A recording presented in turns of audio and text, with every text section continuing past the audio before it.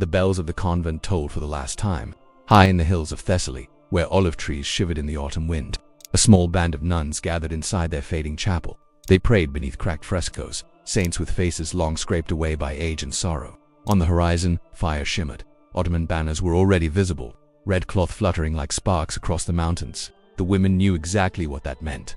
No riders came from the nearby towns. No soldiers remained to guard them, only the stillness before conquest. Their Opis sister, Eleni of Lissa, stood before the altar holding a silver crucifix that had survived a century of storms. She whispered, "If they breach our walls, keep your vows inside your hearts that they cannot take." But she was wrong. When the empire's armies reached the convent gates, vows, prayers, and sanctity meant nothing against what history tried to erase. If you're drawn to documented records from the Ottoman-Byzantine frontiers, don't forget to subscribe. It helps us uncover more of the accounts buried in archives, from missionary letters to Vatican reports. Now, back to the story. The first stones of the convent collapsed before sundown. The hymns that once filled those halls were drowned out by iron and screams. The Ottomans didn't waste arrows on holy places. They shattered the gates with cannon fire, both a warning and a declaration. To them, a convent wasn't sacred ground.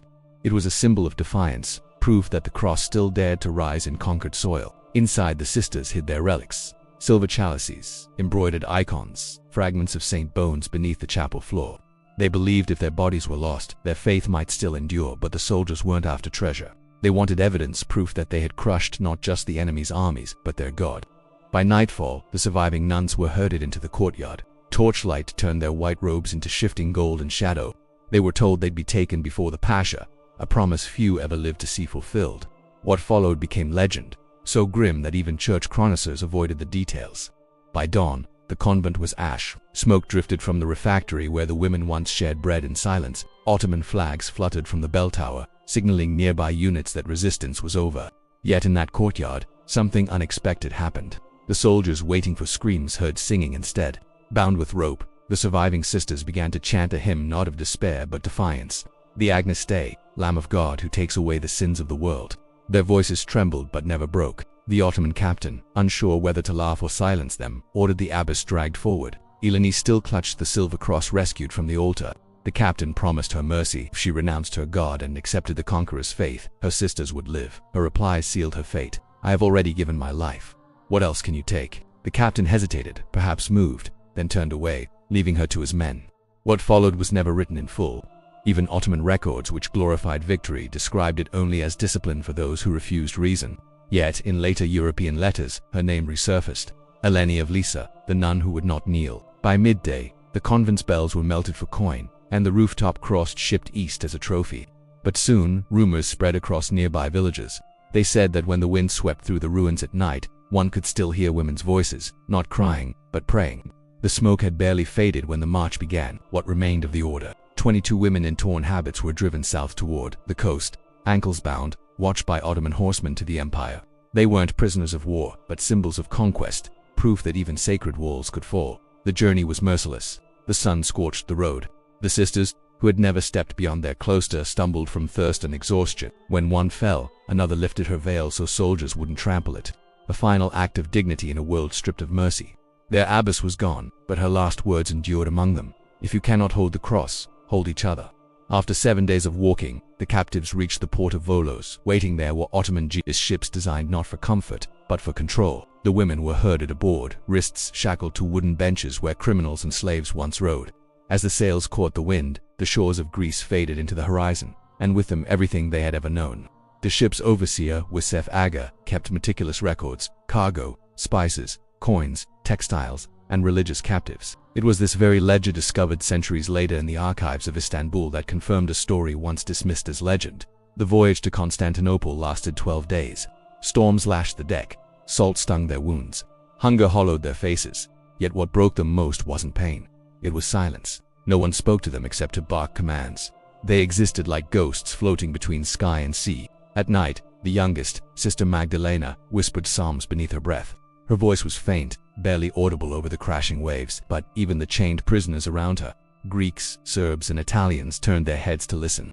For a moment, the sea seemed to still. When the ship finally entered the Bosphorus, the sisters saw the skyline of Constantinople rise before them, its domes and minarets glowing like blades in the dawn. Across the strait, the city seemed alive, breathing with power. For centuries it had been called the city of the world's desire. Now, it would become their cage. From the docks, they were paraded through narrow streets lined with merchants, soldiers, and slaves. Locals paused to stare.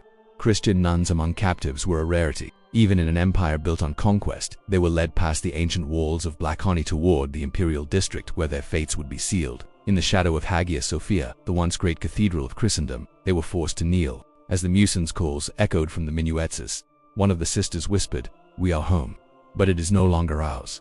Before dawn, they were taken into a marble courtyard surrounded by towering columns. This was not a dungeon. It was the Dan Humayun, the imperial council, where the will of the sultan ruled above all. Here, captives were not judged by kings or priests, but by empire itself. For the nuns of Thessaly, their faith would be measured against the laws of conquest. At the center of the hall sat the Grand Vizier, a man whose expression betrayed nothing. To his left, scribes waited with ink and parchment, ready to record every detail, names, ages, and intended uses. Every word would be entered into registers that still survive centuries later, stained by wax and time. The sisters stood in torn habits, eyes lowered. Through translators, they were told the Sultan had granted mercy on one condition. Those who accepted conversion would be given new names, food, and life within the palace. Those who refused would face the discipline of faith, a phrase that could mean imprisonment or disappearance. None spoke. Sister Magdalena trembled. She had seen what happened to other captives brought before the vizier. Greeks, Armenians, Slavs, all swallowed by the empire's silence. Before the guards could drag her forward, one of the elders, Sister DeRose, stepped out of line. She addressed the vizier not as a captive, but as someone who had lived long enough to watch empires rise and decay. "My lord," she said, "you may rename us, but you cannot rewrite the prayers we carry." The interpreter hesitated, unsure whether to translate such words. When he did, the vizier's face remained unreadable. Then he replied coldly, "Prayers fade when the tongue forgets how to speak them," with a motion of his hand. The sisters were dismissed, not to execution, but to the lower chambers of Topkapı Palace, where unclassified captives were kept.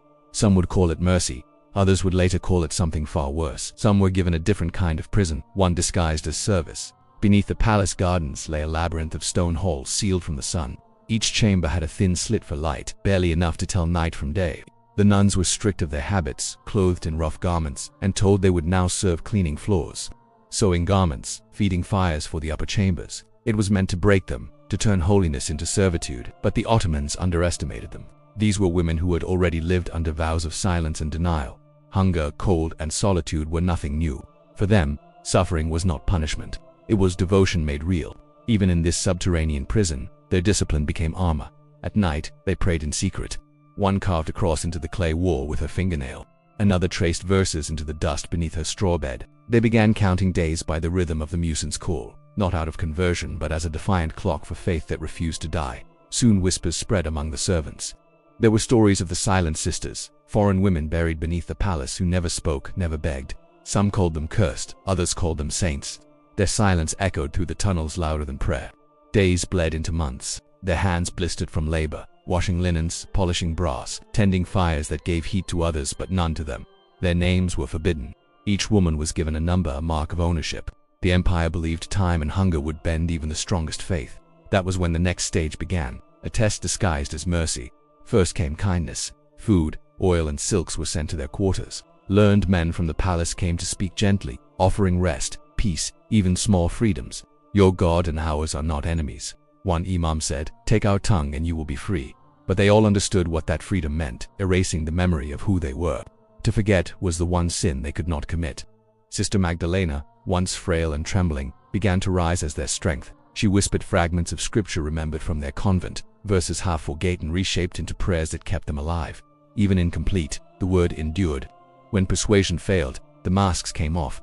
The torches were doused, food cut in half. No more kind visits, only silence and darkness. One by one they were taken to a narrow room where scribes waited. Each was told to repeat a single phrase of submission. Those who did were allowed to live within the palace walls. Those who refused disappeared. It wasn't one grand act of cruelty, but a slow, methodical breaking of the soul. Faith wasn't torn away by force, it was chipped away by hunger, waiting, and the quiet voice asking, "Why suffer for a God who doesn't answer?" A few gave in. 2 sisters from Corfu, twins, finally whispered the words. They were dressed in silk and taken away, never to be seen again. For those who remained, each disappearance hardened their resolve. Sister DeRose, once brave before the Grand Vizier, grew thin and pale. When guards demanded her name, she smiled faintly. "Call me Silence," she said. Her defiance spread like contagion.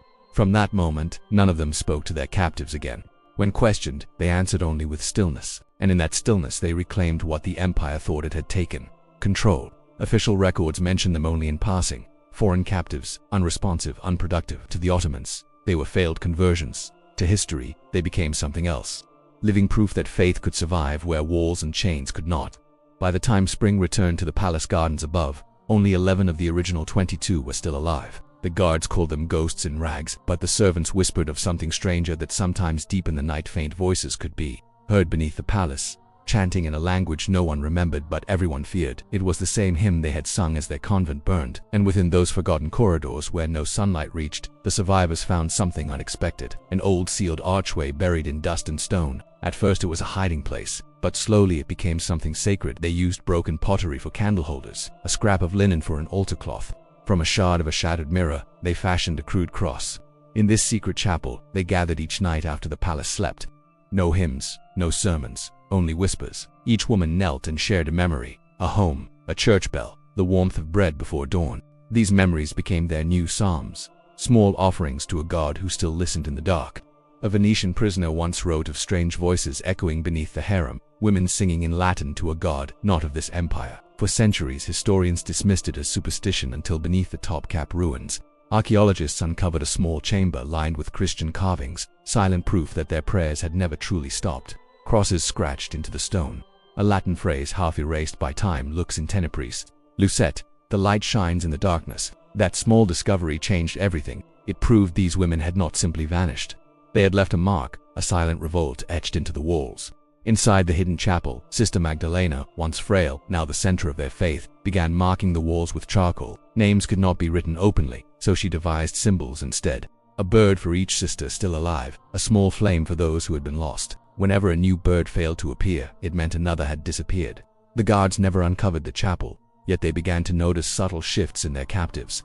Despite the hunger, the cold, and the confinement, the women moved with a quiet, almost unnatural calm. The overseers labeled it madness, but the scribes observing them recorded something else entirely. They had discovered a strength not of this world. Their secret worship continued for months, perhaps years. And though the empire tried to erase every trace of their existence, the chapel became their ultimate act of defiance. Not with weapons, not with protests, but through a faith that refused to die. By the time a new sultan rose to power, only a handful of the sisters remained, worn, aged, almost forgotten. Yet beneath the palace, their secret chapel endured. Silent, hidden, eternal. Centuries later, when modern excavators explored Constantinople, no one expected that beneath layers of marble and empire, the fingerprints of these women would still be there. Women who had prayed in darkness, leaving behind the only thing the conquerors could never claim: their faith carved in stone. By 1482, the palace had changed hands again. A new sultan, young and ambitious, ascended the throne with orders to purge any trace of weakness from his predecessors.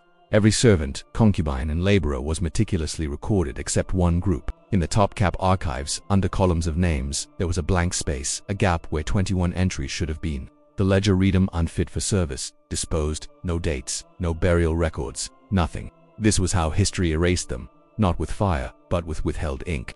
And yet the silence itself became proof.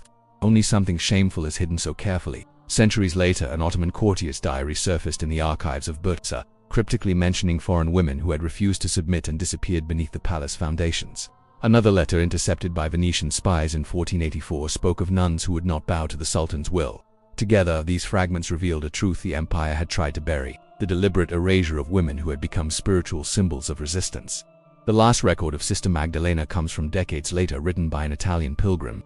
He recounted a story whispered by a palace servant, a woman who sang to her god until the god sealed the room.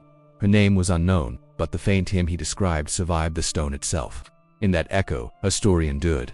Over time, tales of the vanished sisters became whispered rumors among slaves and servants. On certain full moon nights, the lower halls of the palace would grow cold, and the air smelled faintly of incense, though no fire burned. Memory, superstition, or both refused to die. Centuries later, European visitors drawn to the exotic mysteries of the Ottoman court heard fragments of the same legend. A French diplomat writing in 1712 noted that, among the older palace attendants, persisted a forbidden story of Christian women who had sung themselves into heaven. He dismissed it as myth, yet the walls had already told the truth. The chapel lies in ruins now, but the carvings remain. Faded prayers etched into the walls. A whisper of women who refuse to be forgotten. In their silence they still speak. And if you've heard their story tonight, let it stay with you. Leave a comment. Tell us what you felt when you saw what they endured. And if you want more untold stories buried in the shadows of history, subscribe and step deeper into the darkness with us, because some truths deserve to be remembered no matter how much they